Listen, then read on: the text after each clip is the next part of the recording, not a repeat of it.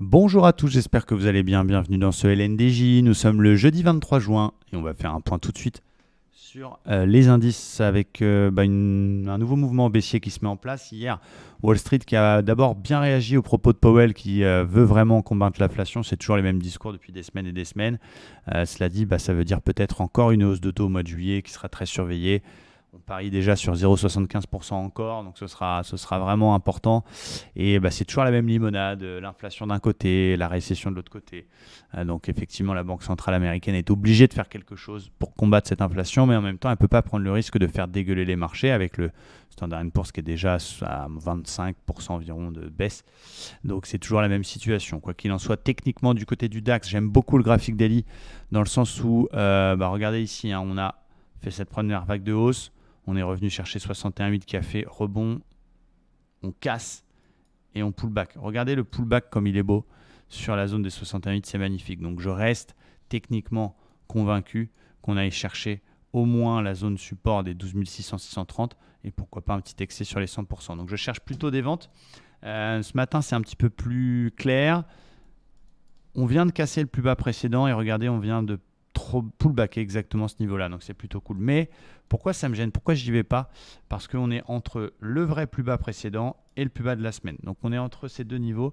Donc c'est un peu compliqué. Moi, cette semaine, pour montrer l'exemple, dans mon journal, vous pourrez le voir, j'essaie de faire une semaine la plus sélective possible et donc d'essayer de faire 4 trades seulement sur les indices, j'en ai fait 3.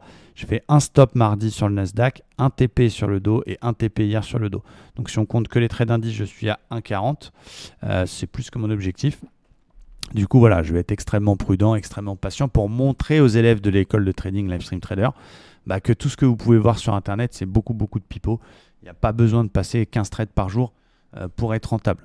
Ce qui vous invite à faire énormément de trades, c'est surtout pour générer du spread, pour engraisser le broker.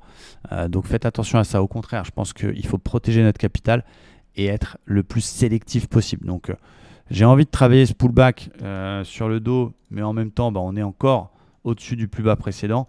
Par contre, si ça casse, c'est clair qu'il ne faut pas hésiter. Après, le truc, c'est que le marché perd déjà 1,50. Est-ce qu'il a la puissance d'aller plus bas? Je vais sûrement me rabattre sur le Dow Jones. Regardez ce que j'aime beaucoup. Donc évidemment, il est toujours baissier. Cette fourchette, je l'ai tracée, même si on la dépasse un peu. J'aime bien la médiane qui passe par plusieurs points de contact. Donc tant qu'il sera à l'intérieur de la fourchette, je resterai plutôt à faire des ventes. Et surtout tant qu'il est sous la zone des 800, qui est l'ancienne polarité. 4 heures, on a une espèce d'ETE inversée dégueulasse, mais elle me fait penser. Vous avez peut-être déjà entendu cette histoire des frères siamois américains qui ont 2 têtes, mais un seul anus, et dont il y a un seul des 2 frères qui est homosexuel. Donc bien sûr, il fait ce qu'il veut, mais pas très pratique pour eux, parce qu'il n'y a qu'un seul anus pour eux deux. Et vous imaginez la situation du deuxième frangin. Là, c'est un peu la même chose sur cette ETE, c'est-à-dire qu'on a une ETE avec 2 têtes, et du coup, ça sent le fist quand même. Donc je ne vais pas me positionner là-dessus sur cette ETE inversée, elle doit nous dire attention quand même, mais je ne serai acheteur que si on casse les 800. Donc sous 800, je continue à chercher des ventes. Et donc j'ai un petit plan assez intéressant, même si pour l'instant, on ne peut pas dire qu'il ait donné grand-chose, c'est de surveiller le 61,8. Alors j'ai bien tracé mon Fibo, parce que sinon ça va être le bazar. Voilà, le 61,8 de tout le rebond technique d'hier. Essayez de trouver une vente cet après-midi, même si là pour l'instant ça merguez et tout est un petit peu possible. Mais essayez de trouver une vente si on casse ce 61,8 et surtout si on casse le plus bas précédent. Donc ça va être le plan que je vais surveiller. En gros, cassure des 260, je short pour aller chercher les 30 030. C'est mon plan du jour. Voilà.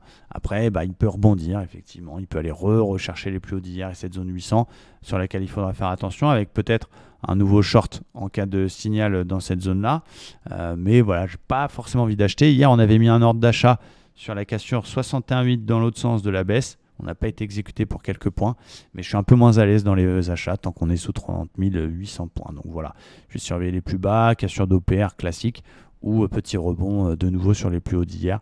On va surveiller ça du côté des indices américains. Voilà les amis, j'espère que ça vous aide bien. Je vous souhaite une belle journée et je vous dis à bientôt. Ciao!